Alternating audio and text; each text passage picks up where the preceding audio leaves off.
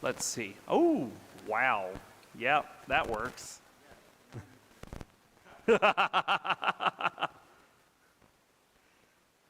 And this is how I can be evil.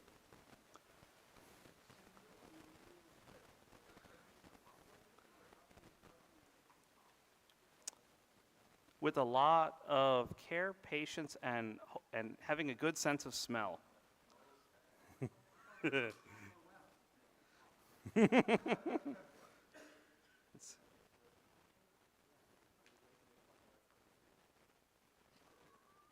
You're banned from reality.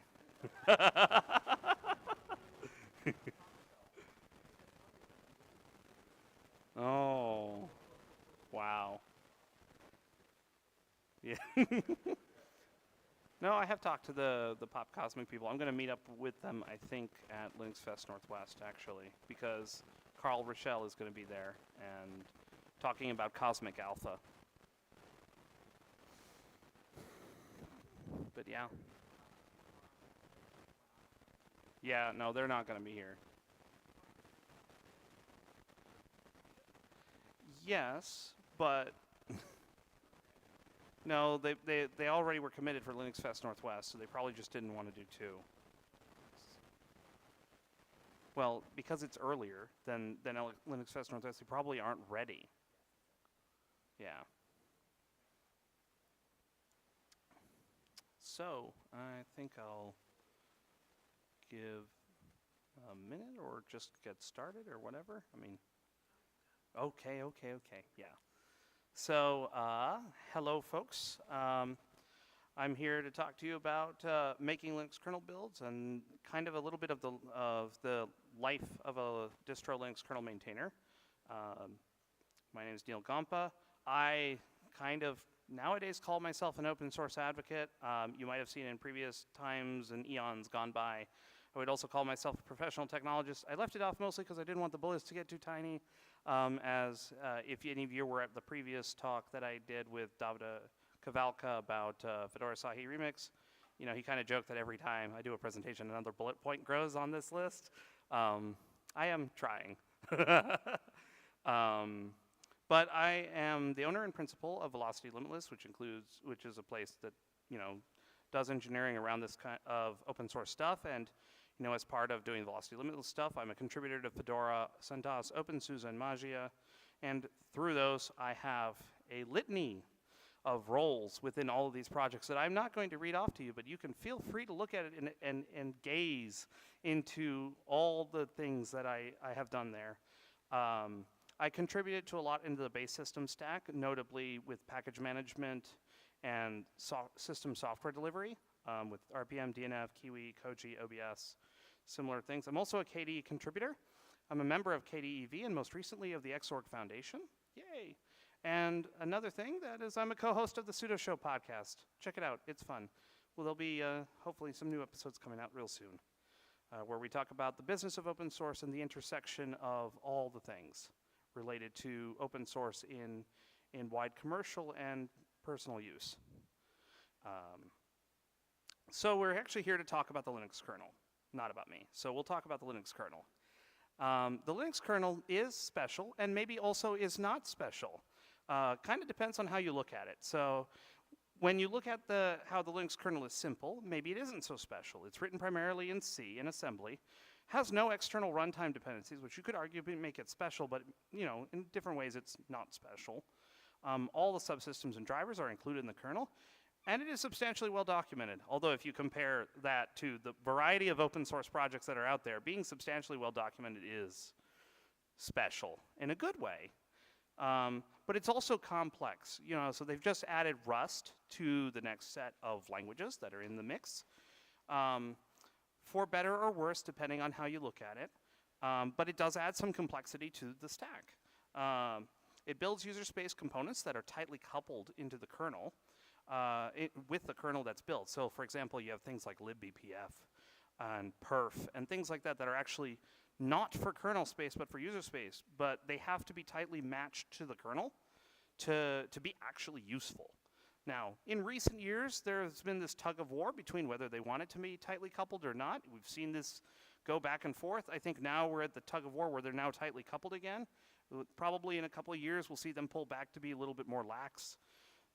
I just assume they're tightly coupled now because that's just easier for your own sanity, and I recommend all of you do the same. All subsystems and drivers are included in the kernel. Notice I listed this in both categories, and the reason for that is very simple. Because it's all in the kernel, you have to actually, to some degree, understand every subsystem and every driver as part of maintaining it and supporting it. That means that you're looking at, when having to deal with a concern around a particular driver, you have to dig into it, and you have to kind of understand what the domain of that driver is, what it's trying to do, and how you're going to deal with the problem related to it. Whereas if you look at other operating system environments where the drivers are decoupled from the main kernel code, that's not your problem. And all of it's your problem. And so that's, from that perspective, I consider it complex. The build tooling is sufficiently complicated to necessitate its own bespoke program. So this is fun. When you look at how the Linux kernel is actually built by itself, in theory, it's simple. It's just a bunch of makefiles. No. In practice, it is a bunch of makefiles that can also call back into themselves. It's recursive make. It has a bunch of other fun stuff like that. It has variables that go upwards and downwards and sideways. And the documentation about what those variables do and what they affect and how they do things to the kernel build is weak. And so because it's so complex, there's a lot of scaffolding and extra tooling, either within the Linux kernel code base to work with it, or sometimes distributions do their own tooling on top of it. We'll talk about that in a little bit. But you tend to see specialness all over the place because the Linux kernel build system, which is, I believe, formally called kbuild, is completely within its own realm.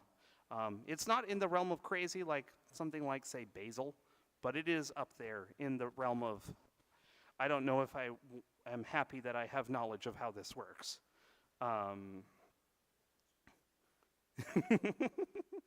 So when you're building the Linux kernel for yourself, there are a few reasonable choices and a whole lot of unreasonable ones. So I'm going to cover the reasonable choices, and I'll talk about why they're reasonable. So you can seed the build from your running kernel using make local mod config, or its variant if you want everything built in and you want an 800 megabyte kernel image, local yes config.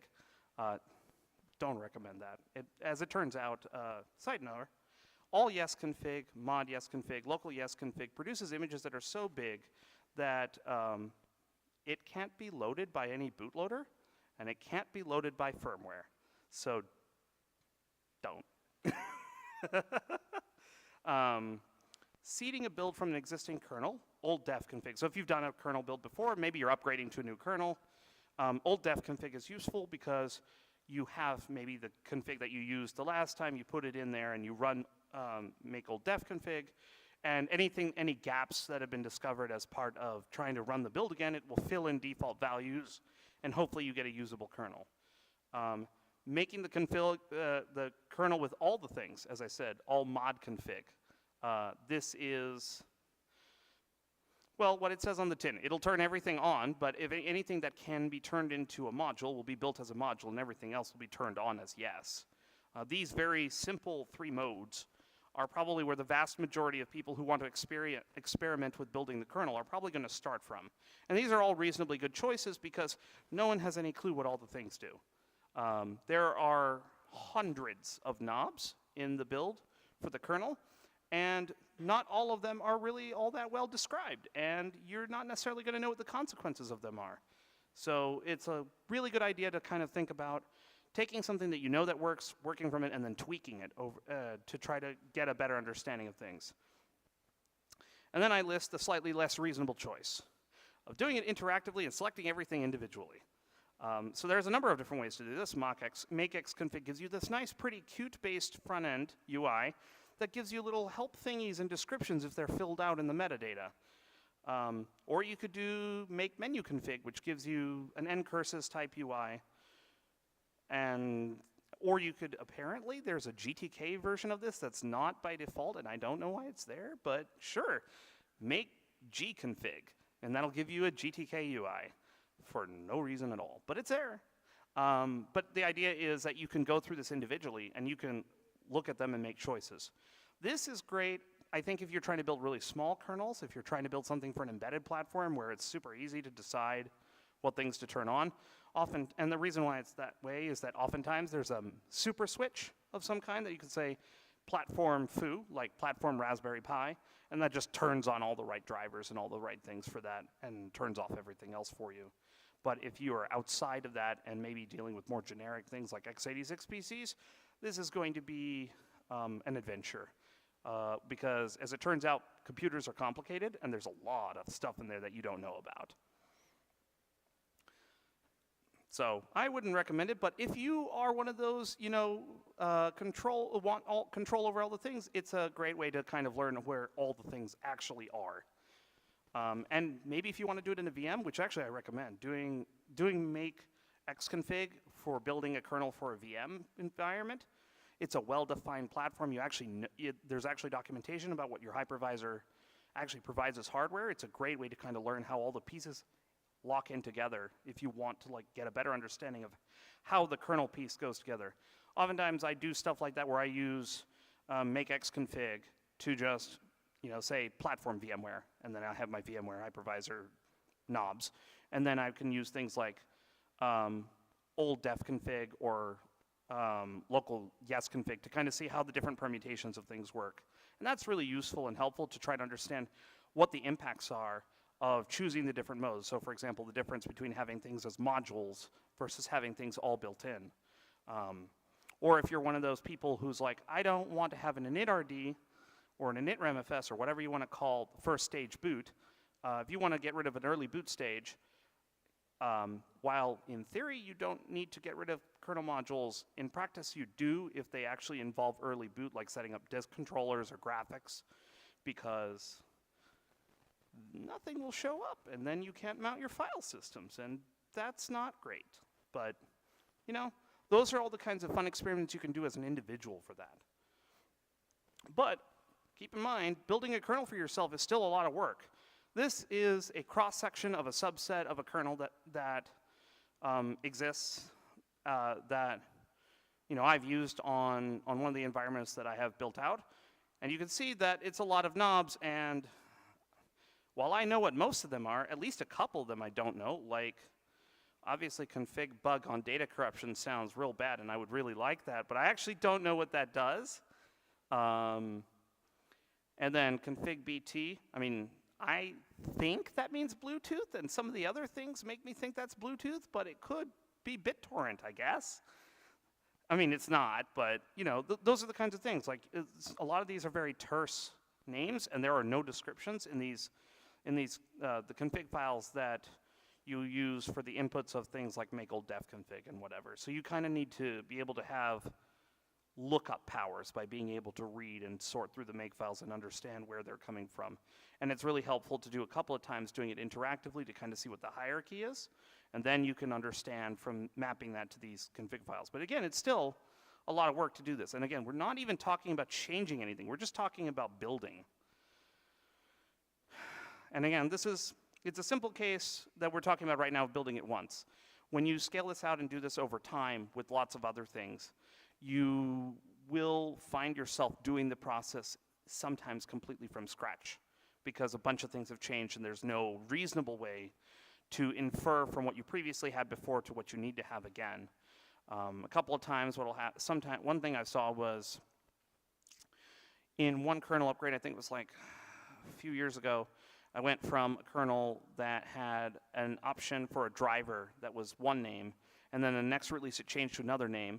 But if you did old def config, the old name went away, and the new one doesn't have any reference to the old one, but the new one has a default of no, so you just suddenly don't have it. And you don't know that you don't have it because you don't know what you're missing until you try it, and then you suddenly realize, hey, why isn't my keyboard working? Oh, it's because the USB controller driver got renamed for some reason, and the default for it is no and not yes. So that kind of thing can happen, and that's annoying.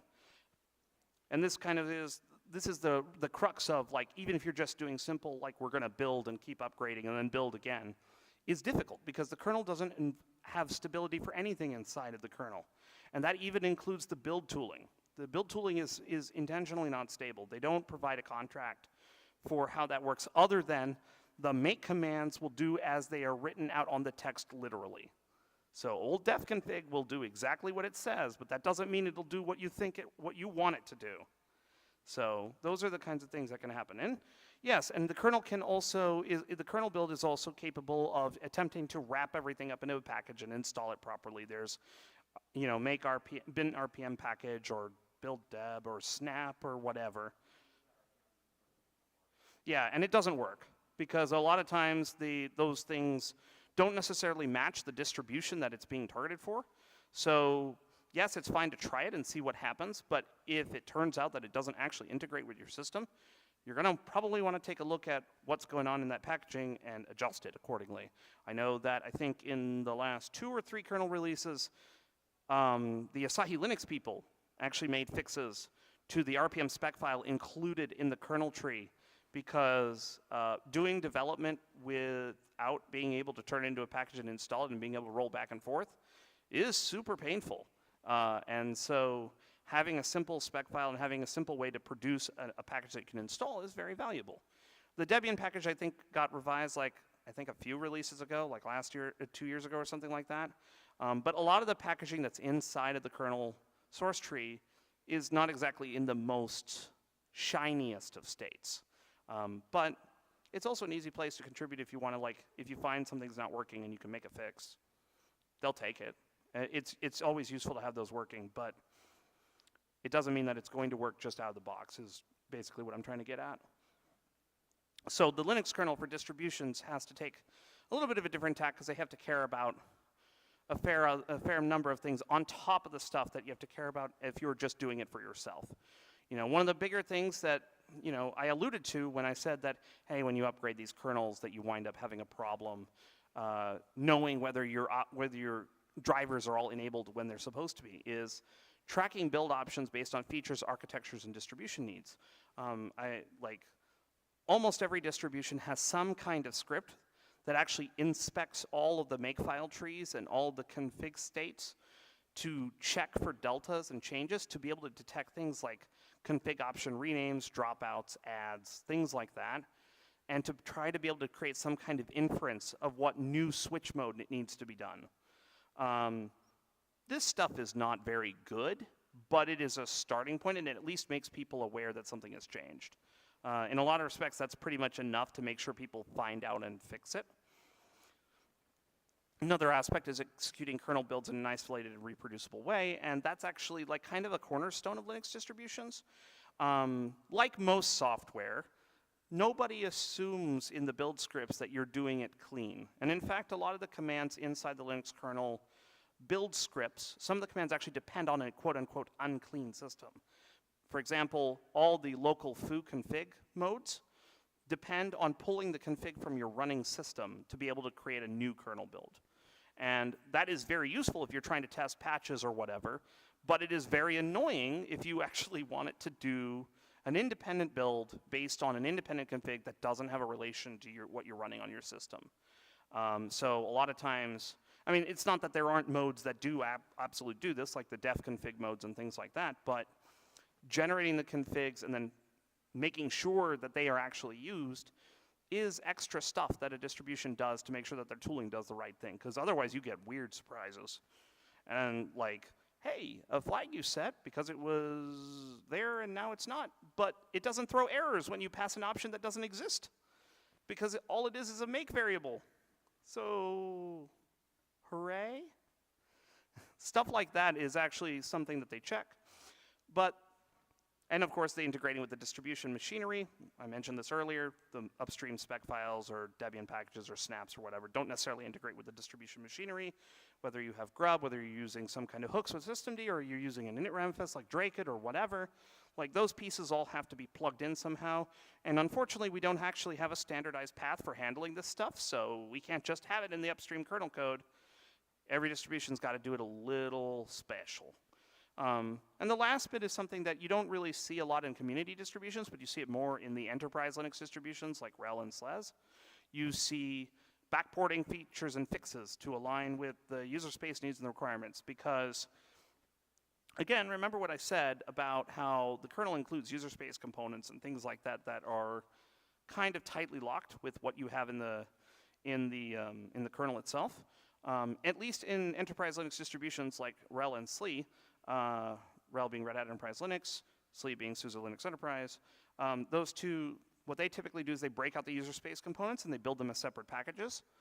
And those get updated against the will of the kernel. So they get updated out of sync, and that means that the kernel needs to have things backported to make that user space component work as expected.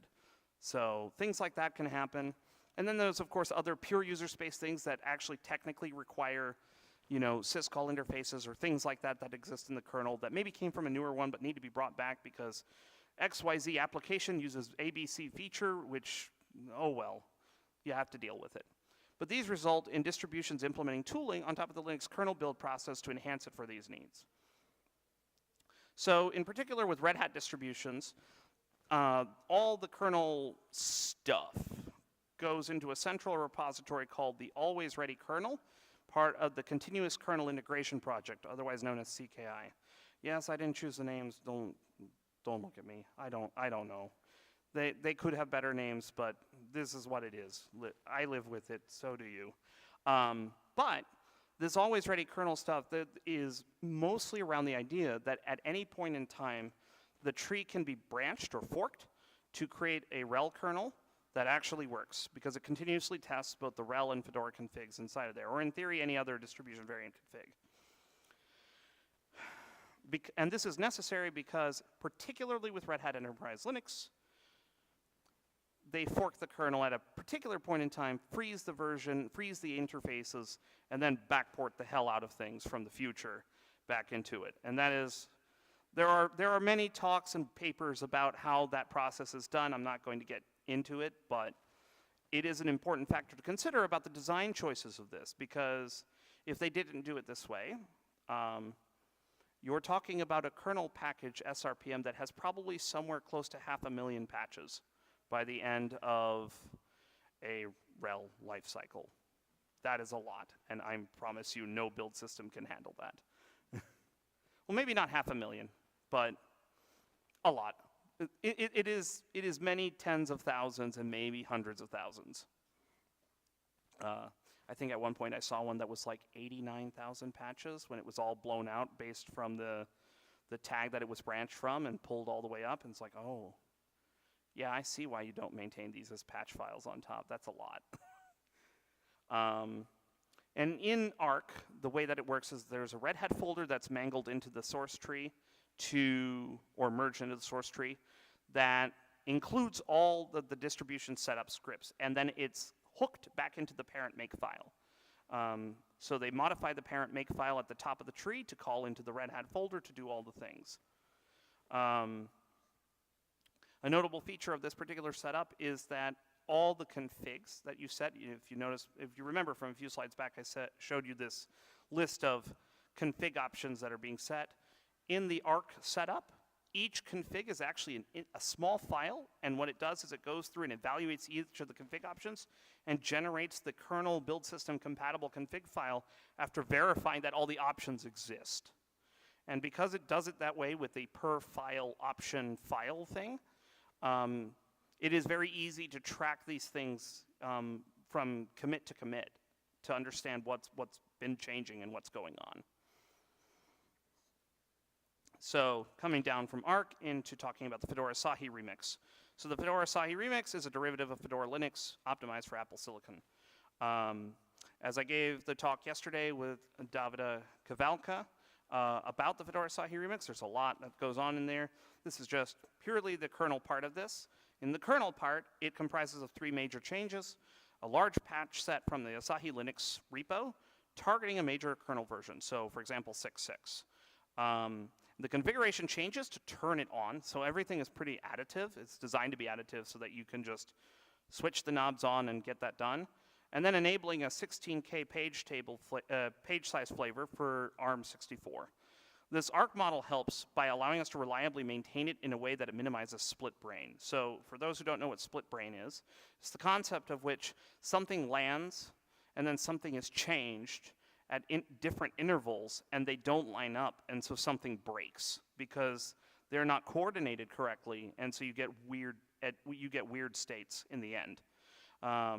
This is one of the reasons why if you look at CI/CD stuff, nowadays your CI definitions are inside your code repo, because when you make code changes, you want to change the CI at the same time.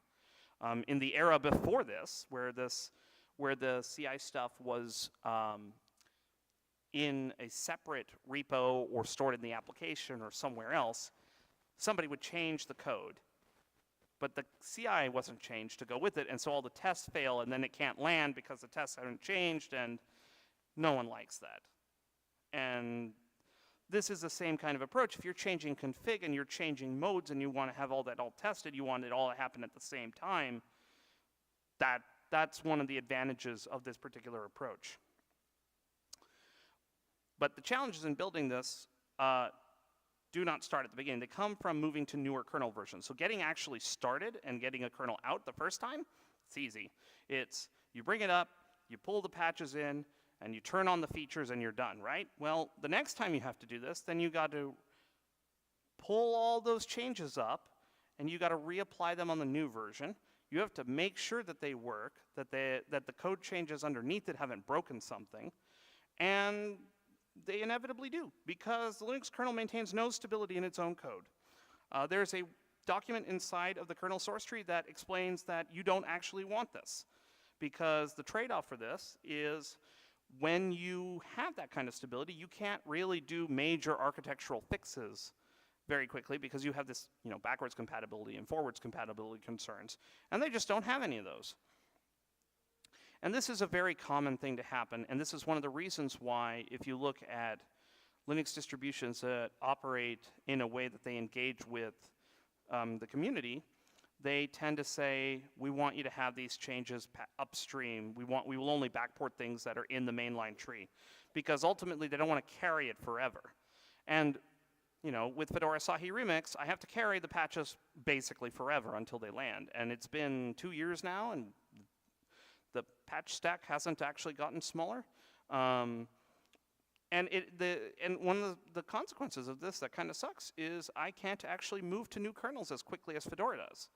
Fedora's mainline kernel basically has almost no patches on it. Actually, at this point, I think it's at no patches, because we got rid of the last of those when we got the secure boot lockdown feature merged in like 2017, 2018 or something like that. And so the Fedora kernel typically doesn't have any patches other than maybe select backports when the bug has been discovered. That's already queued for stable and will go away eventually. But for Fedora Asahi Remix, we don't get to benefit from that, and so what ends up happening is that sometimes it takes so long that we wind up skipping kernel versions because it took so long to actually get things working again. So to give this a concrete example, Fedora Asahi Remix is currently on the 6.6 kernel series. It has taken so long that we are skipping 6.7 and going straight to 6.8 because, well, 6 weeks have passed since the last time we did it, and a new kernel has come out. Well, 8 weeks, actually. I think that one had an RC8. But point being, a month and a half has passed, new kernel. Everything we did is just now pointless, so we got to go do it again. In reality, we didn't actually spend enough time for this to be a waste, but there have been cases where we've actually gotten just to it at the time that the new kernel's coming out, and now we have to start the treadmill all over again, and we have to decide whether or not it was worth actually releasing that version or not. And sometimes the answer is no, it's not worth it. Because it also takes time to test, because you have a lot of code that is somewhat peer-reviewed, somewhat not. Most of it is peer-reviewed, because the Asahi Linux project actually requires peer review for even patches landing downstream. But it's not integrated in the upstream stuff, so when the upstream stuff changes, then that means all the patches have to be rewritten, and it's a whole new test cycle, and it's a whole lot of extra work. Sometimes we observe very strange things, like Wi-Fi suddenly not working, or Bluetooth crashing when trying to use it, or reboots. The reboot signal not actually being respected from because something just changed about how the watchdog is working, or how the mailbox the mailbox subsystem that actually handles power signals is done, or whatever. Like, there's a lot of those things. Or the UA API changes for graphics, and suddenly none of the drivers work again, and so that has to be fixed. Stuff like that happens. So that's kind of Fedora Asahi. Now we go to CentOS Hyperscale, which is the other kernel I maintain. So CentOS Hyperscale is built on CentOS Stream, the immediate upstream for Red Hat Enterprise Linux. This means the default for CentOS Stream is actually the RHEL kernel, or the kernel that is for RHEL. It calls itself the CentOS Stream 9 kernel. Whatever phrase, pick what you want. But the RHEL kernel is derived from a specific Linux kernel version, and features and fixes are backported in such a way that the behavioral and API stability is somewhat preserved.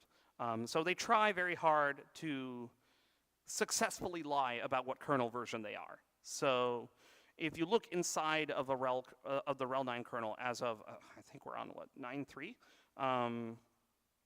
If you look inside the source tree, it still says it's 5.14. But if you look inside, for example, FS, XFS, you're going to be weirdly surprised that it looks like 6.3. So you get to be surprised that it's like some of these things are so far up, some of these are kind of behind, some of them are in the middle, and a lot of them are broken. And that's just kind of the consequence of this particular style of maintenance. Building a variant with different features became very difficult. Initially, the CentOS Hyperscale spin used the RHEL kernel with different config mods and tiny changes that we backported or contributed to the RHEL kernel. Over time, it became more difficult to do that, to the point that I couldn't release kernel builds anymore that worked. And so I got kind of personally fed up about it and switched over to building from the Fedora kernel. So CentOS Hyperscale is still built on CentOS Stream, but that doesn't mean that we have to use the RHEL kernel. So we don't anymore. And so this is now branched directly from the ARC repository, just like the Fedora kernel is. And now we go down to just doing config knobs. And with no significant patches and no non-merged patches, I can make new releases really quickly. It is very easy for me to pull them off, and it's really just a function of, can I spend like I think it's like 2 hours of doing the build and test before uploading it and having the build system do it, which takes another 2 hours. So it's basically half a day for doing a kernel release. And yeah, once that's done, we move on with our lives, and I can do other things around this. But the nice thing about this, moving to this process, is that I can just get them out the door. And because I'm mostly just doing config changes and any other non-config changes, I can contribute to either upstream ARC or further upstream the Linux kernel, depending on what is appropriate. I am not maintaining long-term deltas, and I don't hit the downsides that occur right now with the Fedora Asahi Remix kernel, where I really have to work very hard to make sure that things are actually working before I can release it, because it probably isn't out of the gate. Sometimes I'm lucky. It works just straight away. Those are good days. But so what about other Linux distributions? We talked about CentOS and Fedora Asahi. Other distributions have their own approaches to this. So the SUSE distributions use a repository that's confusingly called kernel source.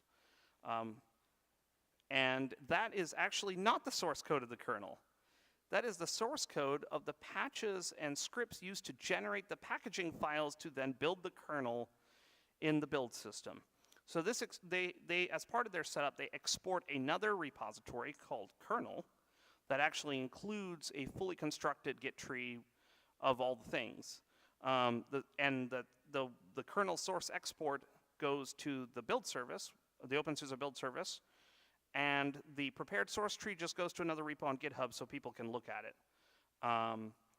Debian uses a packaging repository that contains a makefile that dynamically constructs the build flags and options based on the vendor, target architecture, and kernel image variants. To build that package, the sources have to be separately downloaded, and the source trees have to be merged before running the build.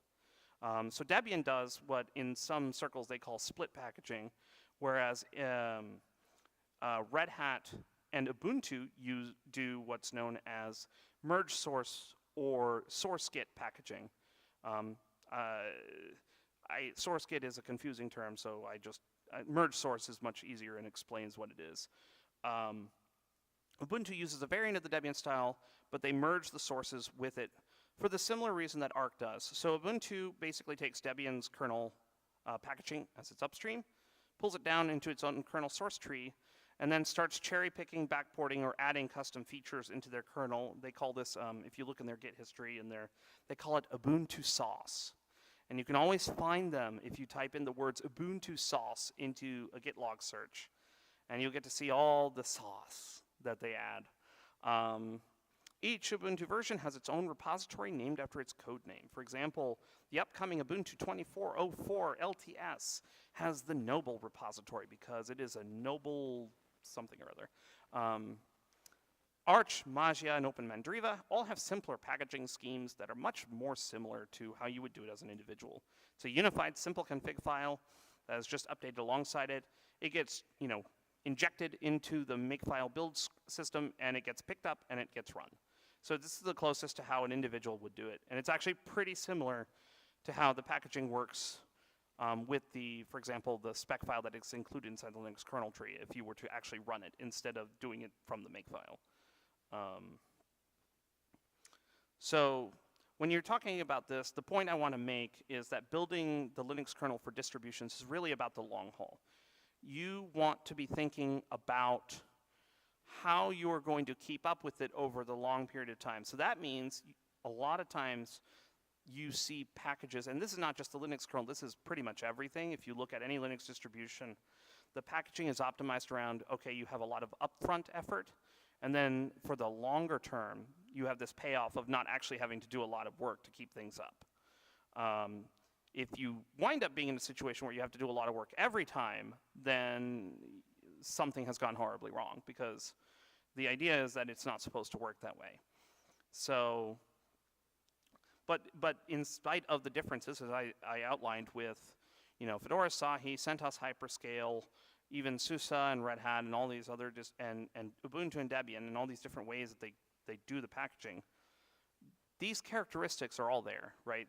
This idea of being able to trace the changes, of being able to verify things before running a very expensive kernel build to make sure that the options are all set. Everybody has these scripts, these little apparatuses that they build around it to make sure that they're able to build it properly. And all of them don't have documentation for this. So that's a common thread as well. So just like any other open source project or most open source projects, what the distro does to actually build their kernel is often not actually documented, and you kind of just have to poke at it and figure it out. But these maintenance strategies are all optimized around what they're trying to do. So you see Ubuntu and Arc optimized around the fact that their kernels are going to collect a lot of backports and non-upstream changes over time, and so they have full forks of the repos. And Debian and Arch and Magia and OpenMandriva, they don't do any of that. They mostly take the upstream, maybe have a few patches here and there, and the lifetimes are short enough that it's not a big deal, and so they don't fork the Git repos because there's no point. Well, there's no need. There might be a point. Who knows? So that's it for like my prepared bits of this. Questions from anyone? Okay. Well, okay. Let's see if I can.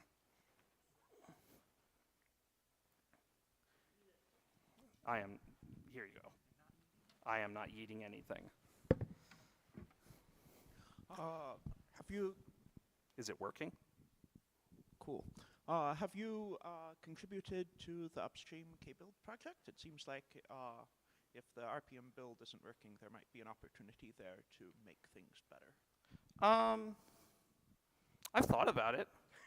I've thought about contributing to, so the question was asked, because I'm not actually sure if the microphone is actually working. The question was asked that, have I thought about contributing to the upstream kbuild project? And the answer to that, because that's what, the kbuild project is actually what owns the build mechanisms for all this stuff, whether it's building an RPM or building a deb or a snap or whatever. I have. I don't use that mechanism enough myself to really have to deal with it. But I would, if I'd hit a problem and I knew how to fix it, I probably would send a patch anyway. I mean, I think I have a grand total of maybe 1 patch with my name on it in the Linux kernel, and I have a few, maybe like 5 or 10 patches, which have my name listed as either co-author or reported by or some other fancy tag or act by. Well, I have lots more that are act by and reviewed by, because I've been doing reviewing of kernel patches a lot lately because of the Asahi stuff. Everyone says they want more reviewers, so I try. We'll see how that goes. So yeah, I mean, I'm not close to the idea. I certainly could. It's just I haven't had a reason to myself. Any other questions? Yeah. Try tapping it to see if it actually works. Yep, that works. Which distributions do you think have the best developer experience for a local developer wanting a quick build test cycle? Good question. I would probably say that the one that has the best workflow, it's a toss-up. So Arc has a good workflow if you are primarily cherry-picking fixes, committing new code on top, and then being able to just hit the go button to run it, and you didn't need to do any config knobs or whatever. The config knobs are actually the real messy part, because in Arc, the structure for the config knobs is that they're actually divided up by targets. So you have common, which is the base one that applies to all distributions that are used in there. Then you have a rel folder, that's for the rel target, and then you have a Fedora folder for the Fedora targets. And then there's the secret override folder, which applies to all targets. And no one knows that the override folder exists, but if you create the override folder and put a thing in there, then it works on all targets, and you can test to see how it works across the different combinations. The fact that that is quote-unquote secret is actually the biggest problem I have with it. It's not that it's secret, it's that it's just, again, not documented. And because they keep changing how this works, it has, like, as some of the other members in the Hyperscale SIG are aware, like, during the time frame that I've been maintaining the Hyperscale kernel, I basically had to rewrite my own scripts for maintaining the kernel multiple times because it kept changing all the commands and all the flags and the methods and invoking them. So if they decided to stabilize and like not change it every like few months, it would probably be an okay experience, because then at least at that point somebody could write it down and it would actually work as it said on the doc. If taking Arc out of the picture, the other one that's kind of, I think, an okay experience for it is, I would say the OpenMandriva build, because the OpenMandriva stuff is interesting in that they've hacked their RPM to be able to do cross-architecture builds. So they have a way to cross-compile any and all packages on it, through it, with automatically handling, triggering emulation for the check section while not doing it for everything else, and other fun stuff like that. Because Bernard Rosenkranzer, who is the lead of OpenMandriva, mostly works on embedded platforms, and he used to work for Linaro for a really long time. So there's a lot of that kind of influence in the way that OpenMandriva actually works. So, and the spec file is easier to understand. That helps too. So when you're working from just like maybe just applying a patch or two and just appending it into the spec file and then setting a knob by appending it to their config, that's really easy to do. But otherwise, and so I would consider it a toss-up. It's based on what you actually want to do. But like the SUSE one and the Debian ones really suck, because the SUSE one is a bunch of YOLO scripts that you kind of have to run in a specific order, and it doesn't tell you what the order is, and so you can get some very interesting results. The Debian one sucks because it is actually really, really hard to understand how the Perl make generates the config file.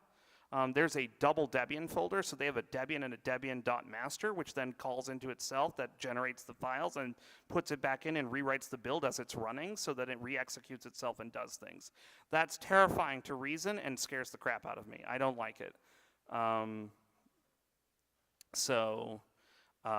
Yeah, so that's kind of how, and Arch is, of course, dead simple. They just put the bloody config file in and just run it. So it's, but like, adding patch files and making sure that they actually work, and then tracking what the build does, and being able to do it in a way that's isolated, reproducible is a pain in the butt on Arch.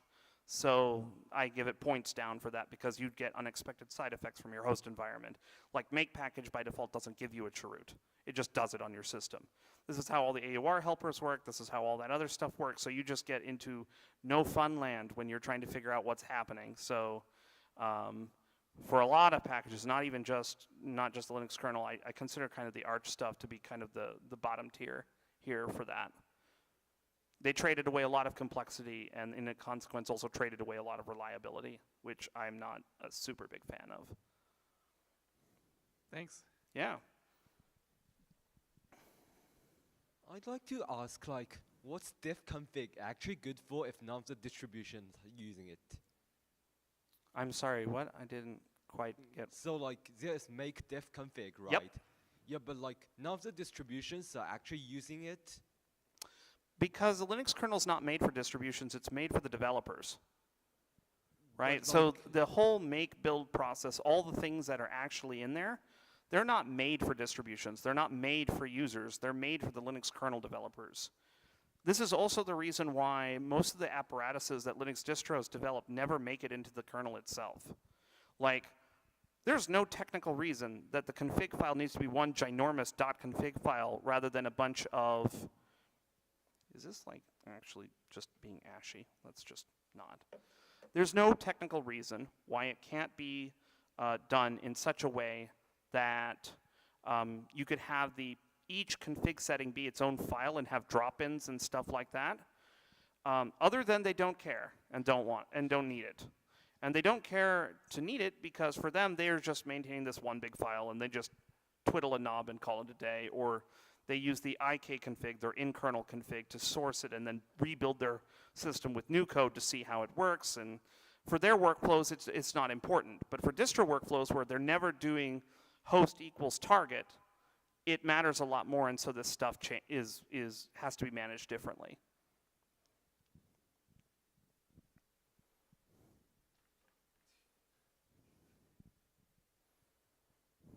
Yeah, my question has to do with, and I definitely sympathize with the statement you had in your slides where like every change in the kernel needs to be easily tracked, testable, revertible, and moving towards minimizing the amount of effort needed.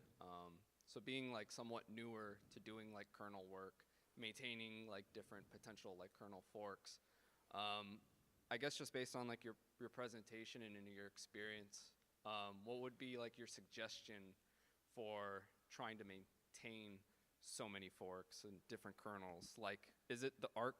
Like, I know you mentioned the ARC model a lot, so I just want to make sure I don't get it like twisted. Like, are you saying that's one potential good model to explore, or what would your advice be? If you're largely code-oriented around how you're doing stuff, the ARC model is great. Because the ARC model implies that you're a developer and that you are actually writing code into your tree, and then you want to build on it iteratively and test it and whatever. So the only reason the ARC model works is because it's tightly coupled with something called SCaLE, which I mentioned earlier. SCaLE is a project to do continuous kernel integration. What that means is that every commit, merge, change that happens, it runs through a battery of tests. It kicks off other tests, integration tests, functional tests, unit tests, the whole works, and tries to gate every change on those before they can land. In practice, we can't actually do that because the upstream Linux kernel doesn't do gating, and so there's no actual way to prevent bad code from landing. But what we can do is know when it's good or bad, and then be able to work backwards without having to use things like git bisect, which actually is hard to use when you have a code project that prefers to use merge commits that have nonlinear merging. And so nonlinear merging means that the histories are all wonky and bisect gets very difficult. And so being able to know when a merge lands, when you have the good and the bad state, means that you can narrow down things like your bisection and figure out what actually happened and things like that. They're useful tools in the tool chest that upstream Linux is not currently at a point where they all agree that they want. But when you have that, then what the ARC model has is very useful and powerful. When you don't have that, and if you're primarily relying on just building from the mainline tree and maybe having a branch with like maybe 10 or 20 or 30 patches, the ARC model might be a little bit overkill. But it also depends on your focus. If you're largely a developer type and not really used to the sysadmin type model of thinking about the process rather than the outcome, developers tend to think about the outcome, administrators tend to think about the process, and if you don't want to really think about the process, then the regular other models that other distributions do don't really fit. So that's really where it kind of lands down on. My personal preference, again, as someone who's done both sysop and developer stuff, is I actually would prefer both of these things to be split out. I actually would prefer that things that are packaging or distribution integration to be distinctly separate from the pure code parts, because you can't satisfy everyone with the integration of the two, and also you get a lot of unclean merges and things like that. This is mostly related to my opinion of how these things should be integrated. But from a developer point of view, the ARC model's great. From a sysop or an administrative point of view, you probably would like the SUSE version better, because it very cleanly separates how you're dealing with the individual pieces and putting it all together. Thank you. Any other questions? Okay, then. I guess that's it. Hey, and I even made it to time, mostly.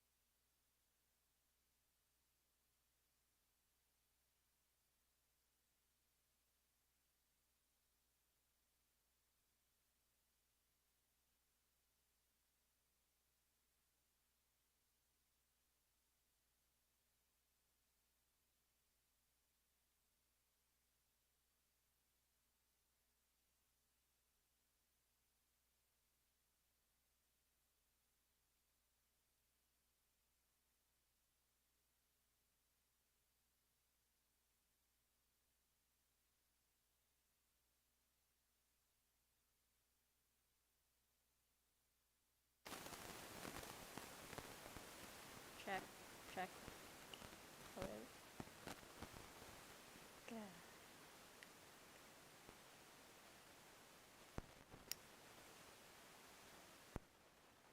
Check 1, 2, 3.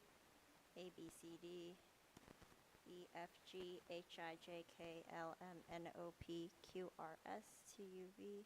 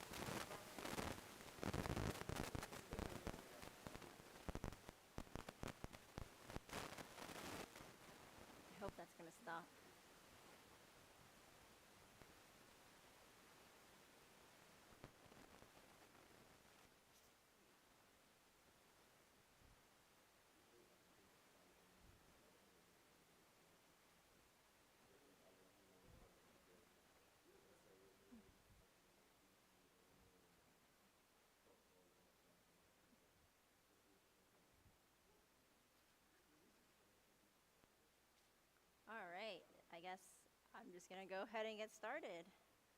Hello everyone, thanks for coming to the last talk in the kernel track. I am also one of the track runners, but I am also the closing talk in this track. And my name's Anita Zhang. I am technically a software engineering manager at Meta. Officially, I am Engineer D, Manager D, that is my title in Workplace. And I support what I call the Linux umbrella family of teams. But today I'm just going to talk about one of them, Linux Userspace at Meta. So if you saw this talk at All Systems Go or you saw a recording of it, this is pretty much the same talk, maybe with a little more details here and there and some updates because it's been like 6 months since that talk. I'm going to talk about what is Linux Userspace at Meta, talk about some of the things we've done in systemd in the past couple of years, and then move on to some of the Linux distribution related stuff before closing with some of the things that we're doing in BPF. Oh, if you have any questions during the talk, I'd prefer if you wait till the end to ask them. Okay, so what is Linux Userspace at Meta?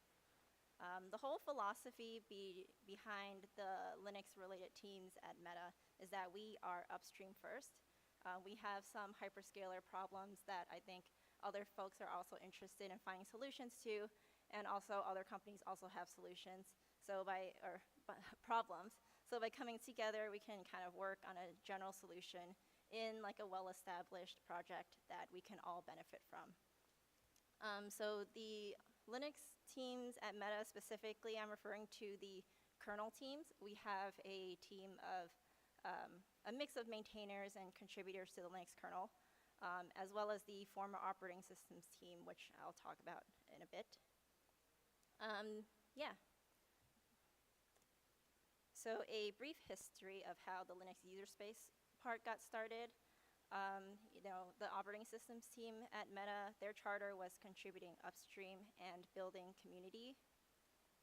They focused primarily on Chef, which we use to update all of our fleet of bare metal hosts, and they also supported CentOS, which is the Linux distribution that we use in production. They also supported rollouts of systemd, and they also did upstream packaging, which is bringing in the latest packages from Fedora and related places, and some other stuff. Right before, I guess around the time the pandemic started, there was already some reorgs going in place, but the responsibilities of the team kind of split out into smaller teams with a narrow focus. So a lot of the production support moved to a different internal team, and the open source parts that were left eventually became what we now know as the Linux Userspace team, which is what I'm going to talk about today.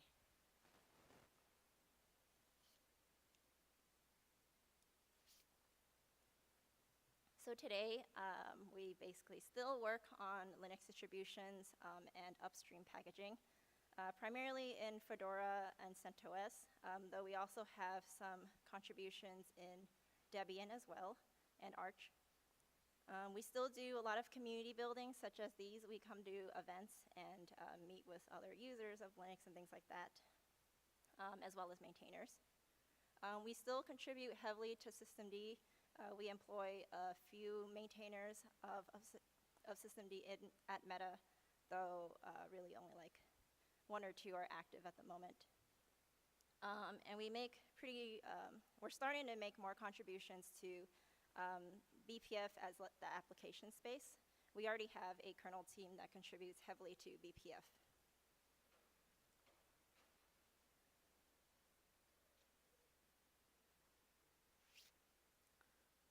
And I guess it's not really a meta talk unless we talk about all of the machines that we support. So our teams is mainly focused on the bare metal fleet. So that's the stuff running directly on the hosts and hardware. And of course, we have millions of those.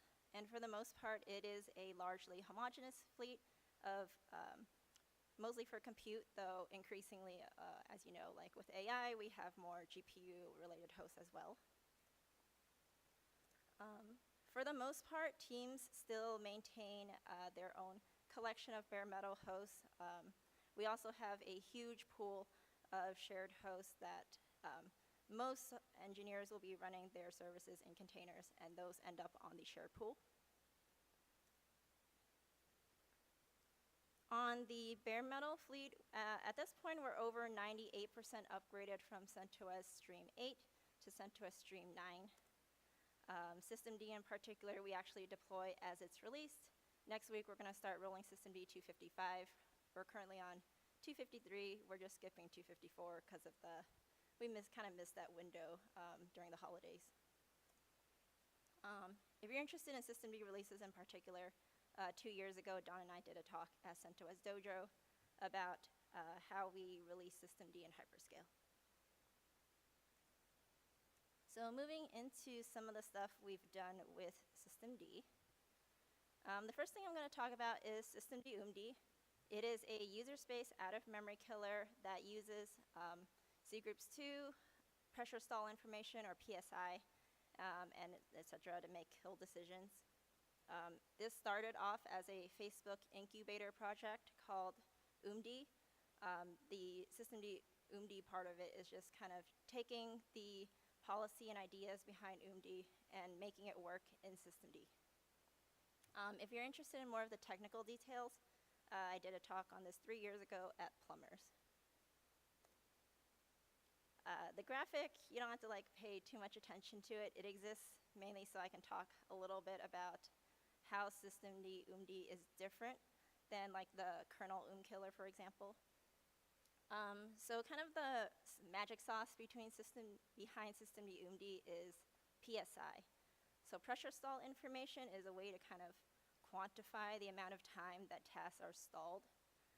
Unlike the kernel killer, which focuses mainly on the amount of memory used and killing the largest consumer, or how fast it was consuming memory and things like that.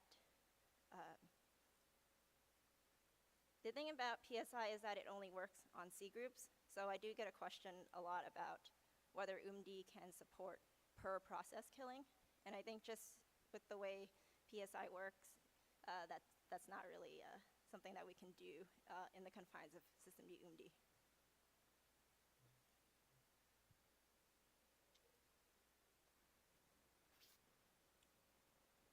So in Fedora 34, we actually enabled Systemd UMD to be the default Userspace killer. It actually took multiple versions of Fedora before we kind of reached a configuration that wasn't killing everyone's desktop environment constantly. Sorry. But out of this, we did get some other benefits in Systemd. All of the libraries and stuff that I used to develop Systemd UMD now exist as various knobs in Systemd. So in later versions, you can actually configure and monitor PSI more directly with Systemd without having to use Systemd UMD. And in terms of where Systemd UMD is at Meta, we actually rolled it out alongside the original Facebook UMD. It's taken over a lot of the policy and killing work that FB UMD did before. We mainly keep FB UMD around for experiments. So we have a tool called Senpai that does automated memory sizing tool, automated memory sizing. The thing with memory use is that it's hard to track how much memory an application is actually using. It can allocate a lot of memory, but not actually use all of it. And so Senpai is a way to kind of keep poking a process until we figure out what the working set is. And the other thing we're still experimenting with is profiling before we do an UMD kill. I think that's still requiring tweaks to figure out.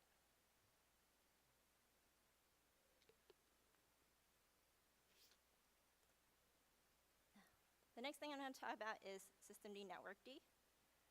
So Systemd networkd, it's a daemon that's shipped with Systemd. It's been in there for quite a while already. And it exists to manage your network configurations. As far as I know, not a lot of distributions enable Systemd networkd by default, or they're not using it. But the idea is that you can basically manage your network interfaces with systemd style configurations.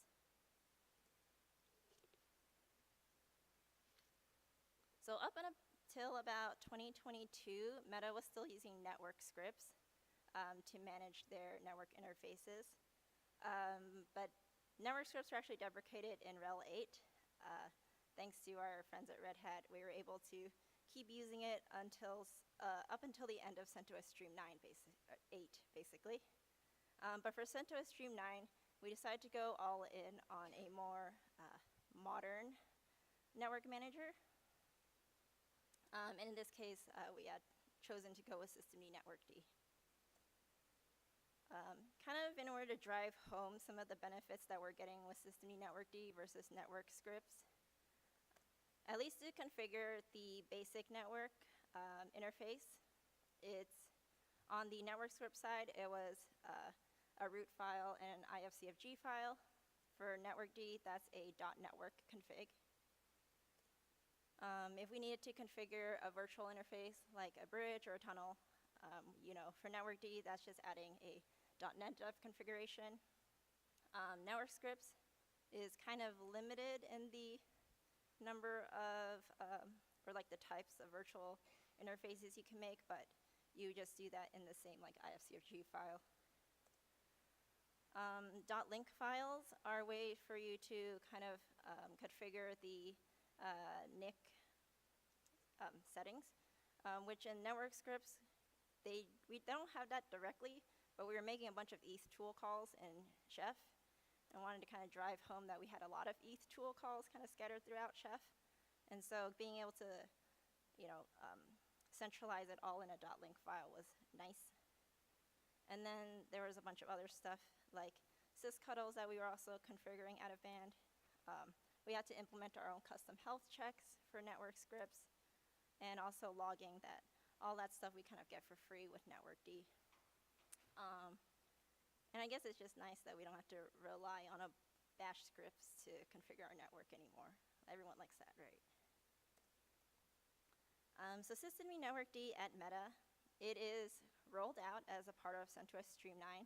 So the 98+% of our fleet, the production bare metal fleet that has CentOS Stream 9, is solely systemd networkd. It took a long time to figure out how to do this safely and verify that, our network wasn't just gonna randomly go down. And we've debugged a bunch of things along the way as well. I think the nice thing about like a big scary migration is that everyone just wants to come together and make sure it's done safely. And it was also an opportunity for us to make everything more maintenance friendly. Because, as with a long-running configuration, you just kind of pile things on over time. So this was a chance for us to clean that up. And of course, we had a lot of support from the other systemd maintainers. Yu Watanabe in particular, he works on networkd, and whenever we had like issues, he helped implement missing features or like give us ideas to fix things.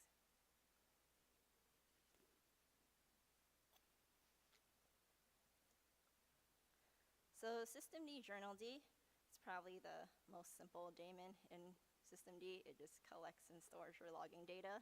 It has a lot of metadata in it. The driving question at Meta as to why we ended up working on journald was, could we stop using rsyslog? So at Meta, we still forward our logs directly from journald to rsyslog for storage because there were a bunch of issues related to like reliability and size of the journal files that we were trying to resolve. Don talked about some of this work at Plumbers in 2022, but basically it covers journal compact mode. This is something he did to lessen the size of journal files, which is nice because it means we write less. He also made various fixes related to Btrfs encryption so that our journal files are much smaller. If you saw Sweet Tea's talk yesterday, you'll know that our fleet is all on Btrfs for the most part. And he also made a bunch of fixes related to like journal file corruptions and things like that. Okay, moving on to the CentOS Hyperscale SIG. So if you don't know what the Hyperscale SIG is, it's a special interest group formed in 2021, and the focus is on making CentOS Stream better for like large-scale infrastructures. What we do there, we can test alternative policies to the CentOS default ones. We released the latest systemd based on Fedora Rawhide and CentOS Hyperscale. So that is also the same version of systemd that we deploy to the Meta fleet. As part of the Hyperscale SIG, there is also a repository called Hyperscale Intel with optimized packages. And we're also using it to deploy RPM copy on write in the Meta fleet. And of course, there's also like a bunch of infrastructure and automation work to make this easy to kind of install and download. There are actually some people who are running CentOS Hyperscale in their personal laptops. And I think Davide actually runs it on his router or something.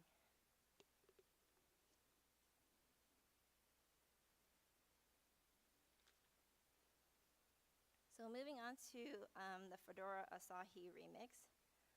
Davide and Neil actually did a talk about this yesterday, but I'll briefly go over some of the work there. So Asahi Linux is, basically the goal is to bring you a polished Linux experience on Apple Silicon Macs.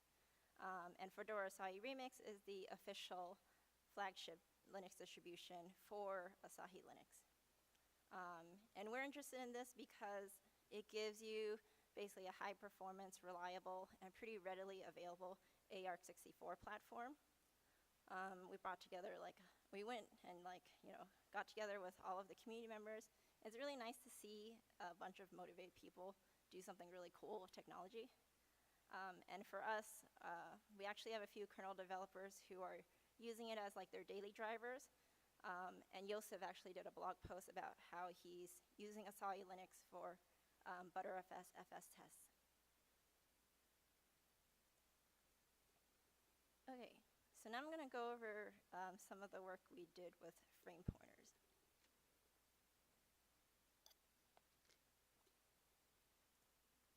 So first off, what are frame pointers? Assuming you have some knowledge of registers in a processor and also how function stacks work, basically the frame pointer is a register that you can use to point to the start of a function stack. So that makes it really easy to kind of jump up to the stack and basically unwind and figure out how your program executed.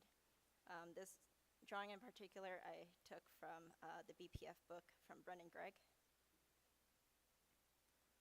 But the thing about frame pointers is that it's optional, right? If you don't compile or you don't make use of the frame pointer, you can use that register for something else, and you save a few instructions when it comes to saving the address of the frame pointer and things like that.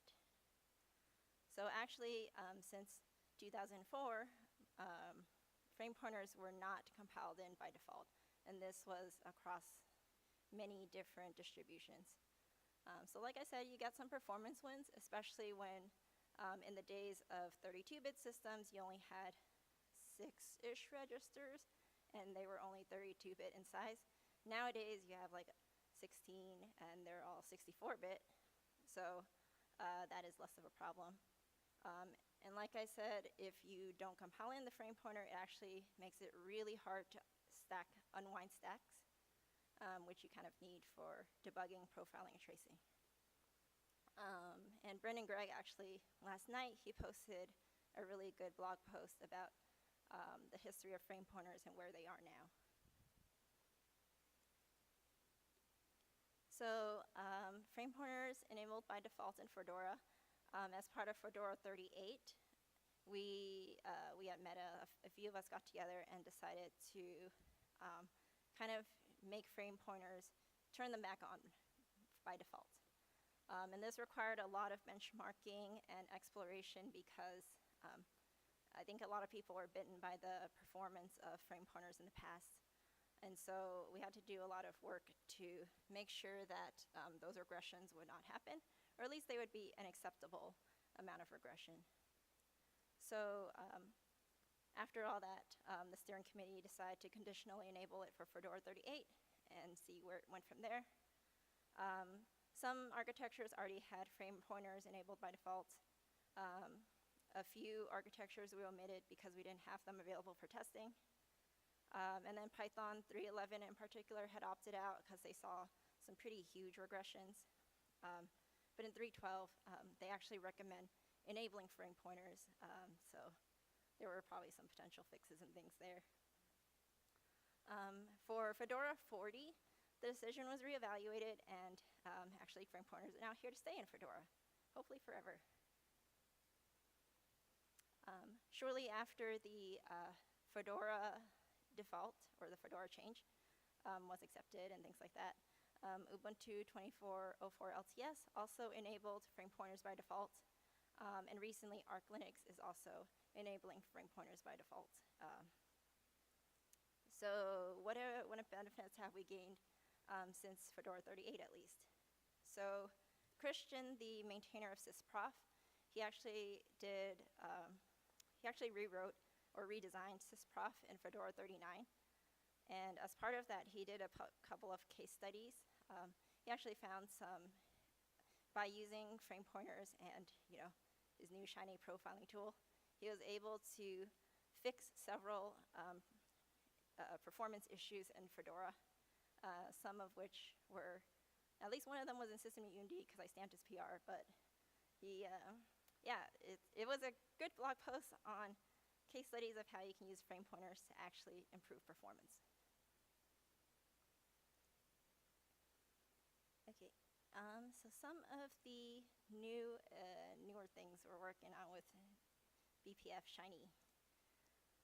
I'm going to talk about the first two in a little more depth.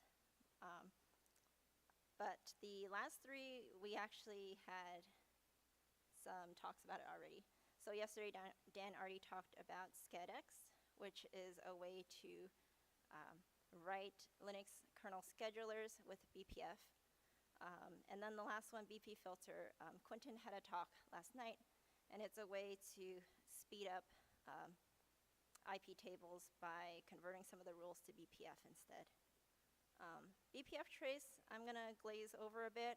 We only recently started making more contributions again, but probably next year someone will have more stuff to say about the cool stuff we're doing in BPF trace. Okay, so systemd BPFD. This is a new daemon in systemd that is going to be monitoring and auditing BPF programs.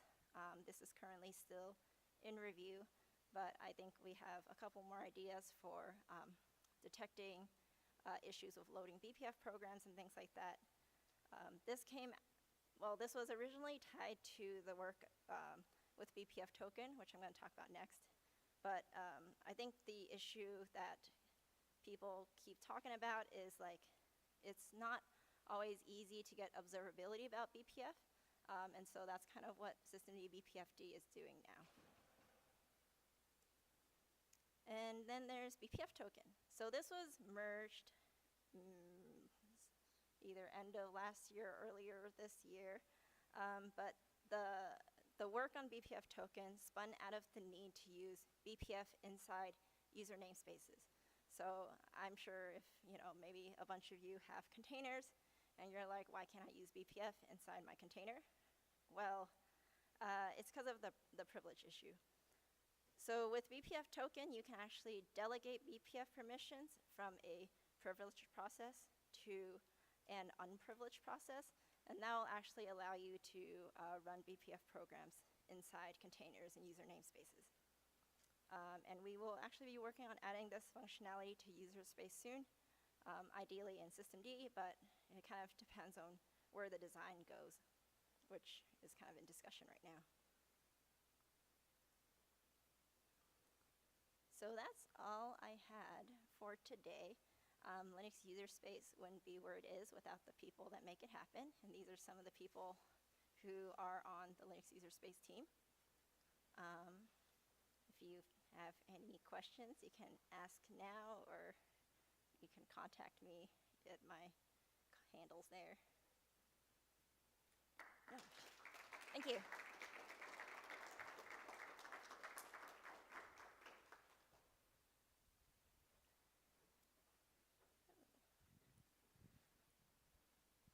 And just pass it to the next person after this.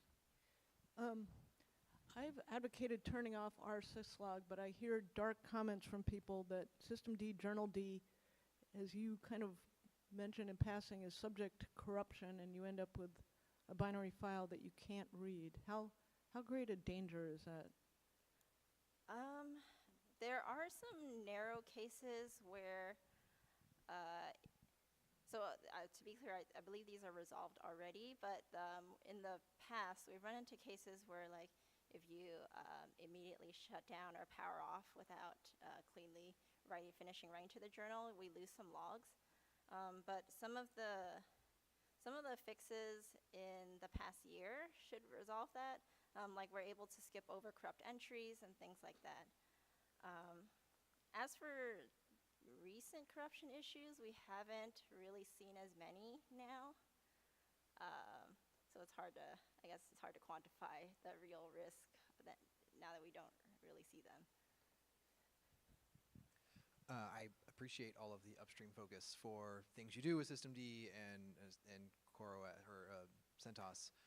If you were restarting today without any CentOS or systemd or anything in place, would you still make the same decisions with those technologies and what you have built so far?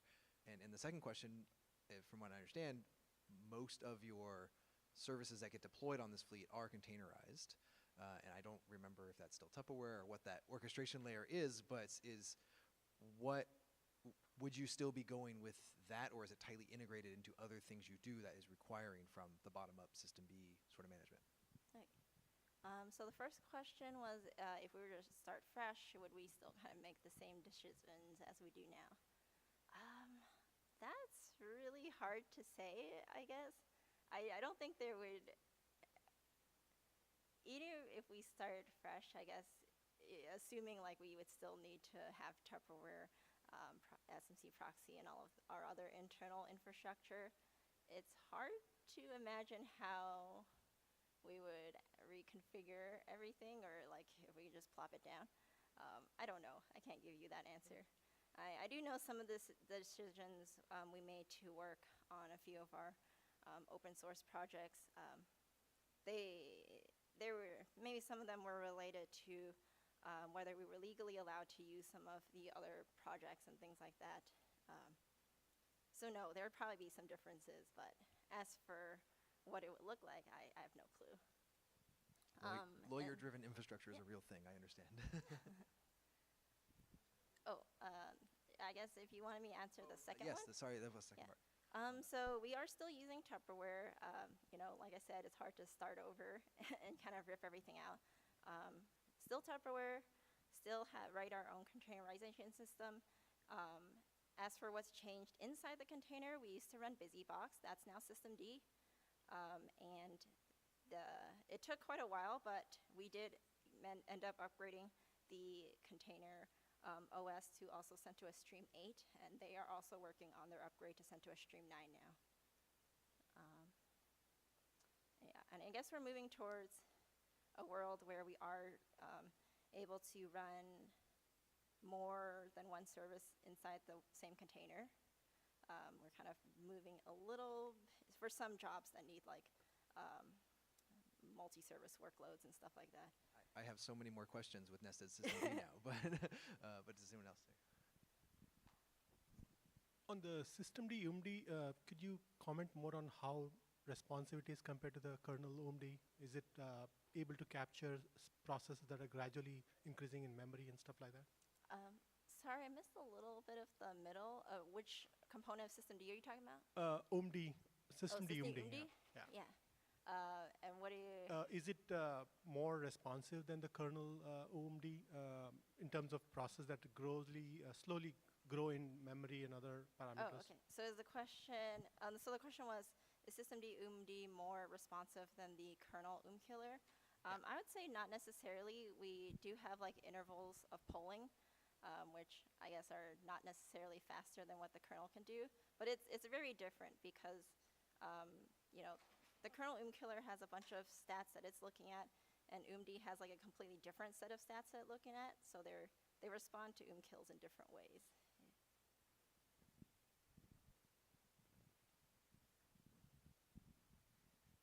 Interested in this idea of systemd BPFD. It certainly seems like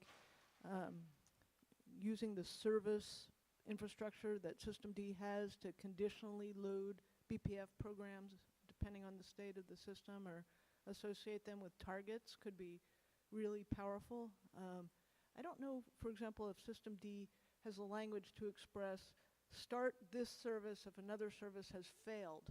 I mean, that's the type of condition where you might want to load additional testing programs. I'm just curious if that's the sort of use case maybe that people are interested in for systemd BFD, or is it mainly loading profiling programs at boot or what? So systemd BPFD, well, so the original idea is like kind of spun out of the needs for like BPF program management. But that's not what systemd BPFD is going to do. It's currently only focused on like auditing and logging BPF programs. In terms of like doing operations on failure, systemd should already have that already, and you are able to connect different BPF programs to systemd services as well. So you know, that specific case you described, it can be workable in the current systemd model already. Hi. You mentioned most of your machines are homogeneous, and you mentioned GPUs as being something that is changing this. I was wondering, what are the challenges that you're seeing, and what are solutions that you're coming up with managing large fleets of GPUs, especially when you have multiple GPUs on the same hardware? Oh my gosh, I had the foresight to make some bonus slides. So I didn't want to, you know, kind of ruin the potential for any questions like this. So I actually got a similar question at All Systems Go when I first gave this talk. And it's related, like any interesting stuff that came out of systemd with regards to like the GPU fleet and things like that. I think, you know, maybe I naively thought that, you know, it's Userspace, it's not going to change that much. But there are a lot of calls, especially in the systemd network D, related to, you know, talking to the kernel and stuff. And one of the things we did run into is like, hey, there's a 25-second timeout for netlink calls in systemd network D. And in the GPUs, you know, there's like multiple network interfaces, and some of them could take more than 25 seconds. So we would see kind of interface configuration failures there. So I guess it's just like at least the parts that talk to kernel, which are also closely intertwined with hardware, some of the assumptions that we had before are starting to break. Okay, thanks. So this is kind of a more general question about systemd. I've noticed that it seems to have a design philosophy of trying to make things easier to configure, like in terms of security, there's sandboxing, there's SEComp, there's some network management. One of the notable things that can be really difficult to configure that seems to be kind of left as an exercise to the reader is mandatory access control. Do you have any comments there? Mandatory access Like control. SC Linux or AppArmor or SMAC or any of those. Oh. Yeah, I don't really have any comments on that. Okay, I think thank you. I used to work on security. It can get kind of gnarly in terms of coming up with the one configuration that works for everyone. And I think while systemd is kind of making some strides, at least in like the secure boot areas, yeah, I don't think we really touched the other parts. Okay. Just curious if that was an explicit decision or if that you were aware of or not. Any other questions?